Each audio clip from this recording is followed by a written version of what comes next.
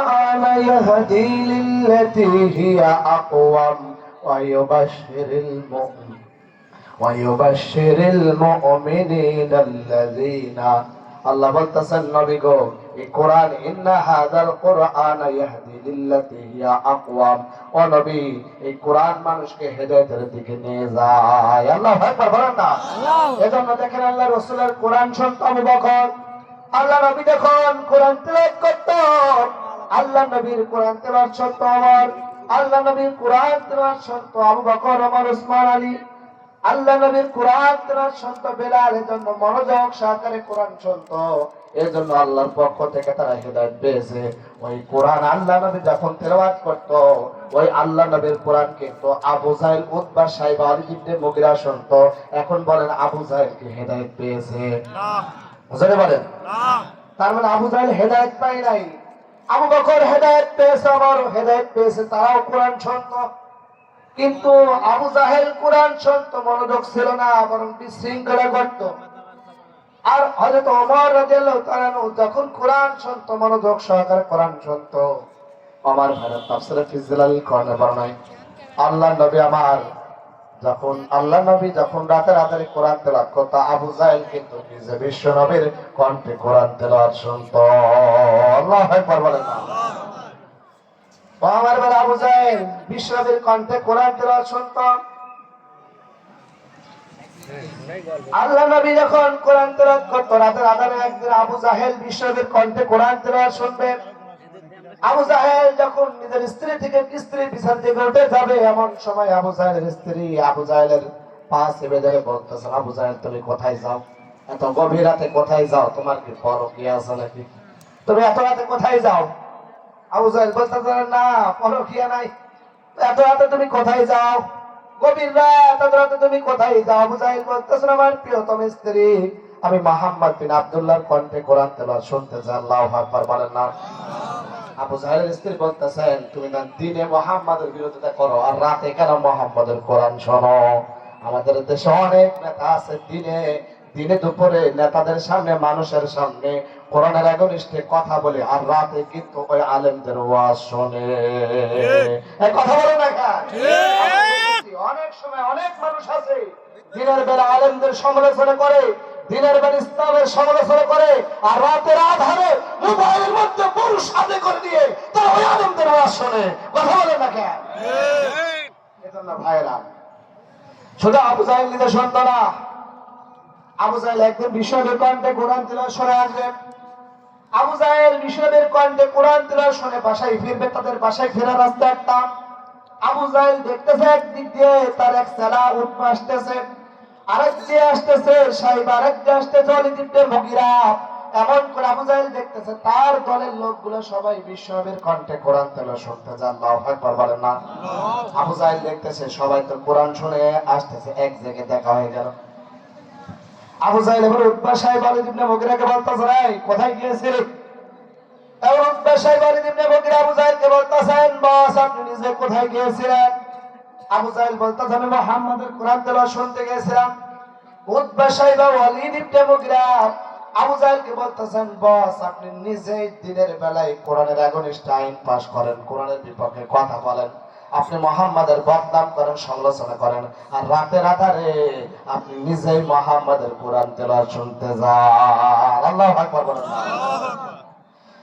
আমার মানে আবার কি আবু জাহেল বললে শোন অত শত বুঝি না আবু জাহেল বললে সকালে জরুরি মিটিং এবার সকালে জরুরি মিটিং ডাকলো আবু জাহেল যেখানে আবু জাহেল জরুরি মিটিং ডাকলো এবার উতবা গেল সাইবা গেল ওয়ালিদ ইবনে মুগিরা সকালে চলে গেল যাওয়ার পরে আবু জাহেল বলতেছে শোন আগামী কাল থেকে যদি আমরা এতদিন যাই শুনেছি আগামী কাল থেকে যদি কেউ মুহাম্মদ বিন আব্দুল্লাহর কোরআন তেলাওয়াত শুনতে যাই আমি আইন পাস করলাম তার মাথার চুল কেটে কিন্তু আলকাতরা মাখানো হবে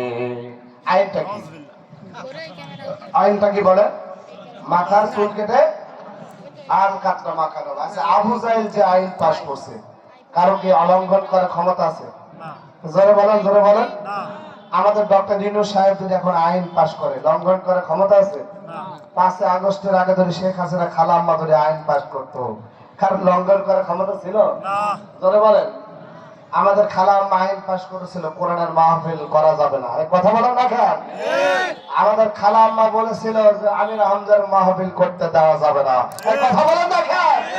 আমরা দেখেছি কুষ্টিয়া, রাজবাড়ী, ঝিনাইদহ, পাবনা এই সমস্ত অঞ্চলগুলা আমাদের কৃতি সন্তান, আমাদের সন্তান আমির হামজার মাহফিল বন্ধ করেছিল। আজকে আমার মুজাহিদ ভাই এই উন্মুক্ত পরিবেশ কোরআনের ময়দান করেছেন, আপনারা খুশি না বাজার? ধরে বলেন খুশি না বাজার? এজন্য ভাইরা যুগে যুগে আবু জাহেলরা কোরআনের 11টা আইন পাস করবে, আছে না নাই? আবু জাহেল বলে শোনো, আগামীকাল থেকে যদি কি মুহাম্মাদের কোরআন তেলাওয়াত শুনতে যাও, আইন কি? কিসের আইন? কোথায় কোথায়? মাথায়, মাথায় চুল কেটে আল কাটটা মাখানো হবে। আর উতবা সাহেব ওয়ালিদ ইবনে মুগীরা চিন্তা করছে, এই আবু জাহেল যে আইন পাস করলো, এ কারোর লঙ্ঘন করার ক্ষমতা নেই, যাই আরামে যাই একটু ঘুমাই। এবার সবাই আরামে গিয়ে বাড়ি ঘুমাই।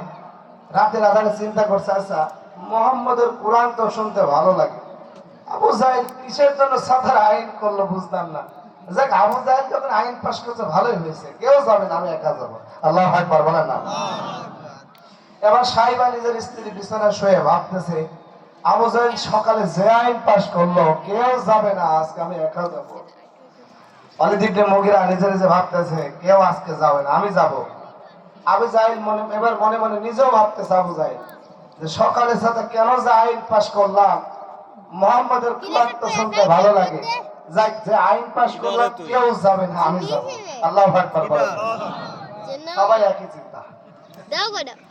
এবার সেদিন রাতের সময়, রাত তখন গভীর, আবু জাহেল নিজের স্ত্রী বিছানা থেকে চলে যায়, উতবা যায়, সাইবা যায়, ওয়ালিদ ইবনে মুগীরা যায়, সবাই বিশ্বনবীর কণ্ঠে কোরআন তেলাওয়াত শুনবে। এবার শুনে যখন বাড়ি ফিরবে সবাই এক জায়গায় দেখা। আবু জাহেল বললেন, এই সকালে কি বললাম আর তোরা করলি কি? উতবা বলতেছেন, বস আপনি নিজেই তো আইন করলেন, নিজে আগে লঙ্ঘন করলেন। ওরে বস আপনি নিজে আইন করলেন, লঙ্ঘন করলেন। আবু জাহেল তো চালাক মাল।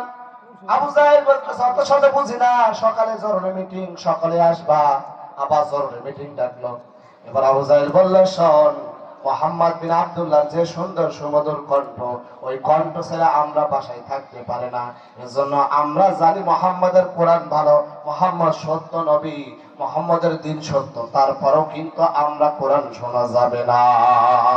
আল্লাহু আকবার বলেন না? আবু জাহেল জানতো ওই মুহাম্মদ বিন আব্দুল্লাহ ভালো লোক। আবু জাহেল জানতো এটা আল্লাহর পক্ষ থেকে নাযিলকৃত কিতাব। আবু জাহেল জানতো মুহাম্মদ যে ধর্ম প্রচার করতেছে এটা সত্য ধর্ম। আবু জাহেল জানার পরও চেয়ারের জন্য মানত না। কথা বলেন দেখা, শুধু চেয়ারের জন্য, আর কোনো কারণ ছিল না। আমি একটা এক্সাম্পল দিই, কেমন আবু জাহেল ক্ষমতার জন্য আল্লাহ নবীর নেতৃত্ব মানত না। আবু জাহেল জানতো মুহাম্মদ ভালো লোক, জানতো বুঝতো, তারপরে মানত না। আবু জাহেল একজন বিদেশি মেহমান আনলেন, কাব বিন আশরাফ, ইহুদিদের নেতা, তাওরাতের হাফেজ ছিল। এই যে তাওরাতের হাফেজ, বড় একটা কিতাব, এই তাওরাতের হাফেজ ছিল কাব বিন আশরাফ। আবু জাহেল তাকে মেহমান করলেন মক্কায়। মেহমান করে একটা নির্জন এলাকায় নিয়ে গেলেন, নির্জন এলাকায় যেখানে মানুষজন কোনো কিছু নাই, নির্জন এলাকায় নিয়ে আল্লাহ নবীর বিরুদ্ধে ষড়যন্ত্র করবে, চক্রান্ত করবে। কারণ এই চক্রান্ত তারা নির্জন এলাকায় চলে গেল। আবু জাহেল কাব বিন আশরাফ ইহুদিদের নেতা, এই ইহুদিদের নেতাকে আমন্ত্রণ করলেন। ওই ইহুদিদের নেতা, ইহুদিরা মুসলমানদের জাত শত্রু। তার দৃষ্টান্ত আমরা এখন বর্তমান ফিলিস্তিনে দেখতে পাচ্ছি। কথা বলেন না কেন? তার মানে ইহুদি জাতিরা মুসলমানদের জাত শত্রু। এই ইহুদিদের নেতাকে আবু জাহেল আমন্ত্রণ করলেন, মক্কার একটা পাহাড়ি এলাকায় নিয়ে গেলেন রাতের আধারে। এবার আবু জাহেল বলতেছেন, দোস্ত তুমিও মুহাম্মাদের বিরোধিতা করো, আমিও বিরোধিতা করি, তুমিও মুহাম্মাদের শত্রু, আমিও মুহাম্মাদের শত্রু।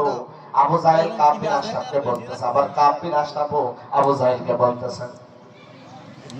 এবার কাব বিন আশরাফ আবু জাহেলকে বলতেছেন, দোস্ত তোমার অন্তর থেকে একটা সত্য কথা বলবা। আবার আবু জাহেল বলতেছেন কাব বিন আশরাফকে, দোস্ত তুমিও সত্য কথা বলবা। আবু জাহেল বলতেছেন, দোস্ত তোমাকে একটা কথা জিজ্ঞাসা করবো, সত্য কথা বলবা, অন্তর থেকে বলবা। তুমিও মুহাম্মাদের শত্রু, আমিও মুহাম্মাদের শত্রু, তুমিও মুহাম্মদকে মারতে চাও, আমিও মুহাম্মদকে মারতে চাও। আবু জাহেল কাফির আশরাফকে বলতেছেন, দোস্ত অন্তর থেকে বলবা মক্কার জমিনে মুহাম্মদ কেমন লোক। এবার কাফির আশরাফ আবু জাহেলের হাতের মধ্যে হাতটা ঢোকালেন, কাছে ডাকলেন, ডাকার পরে দোস্ত বললেন, দোস্ত একটু কাছে আসো।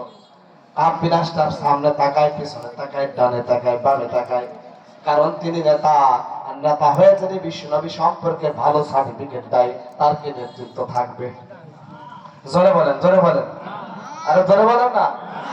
আমরা আগে দেখেছি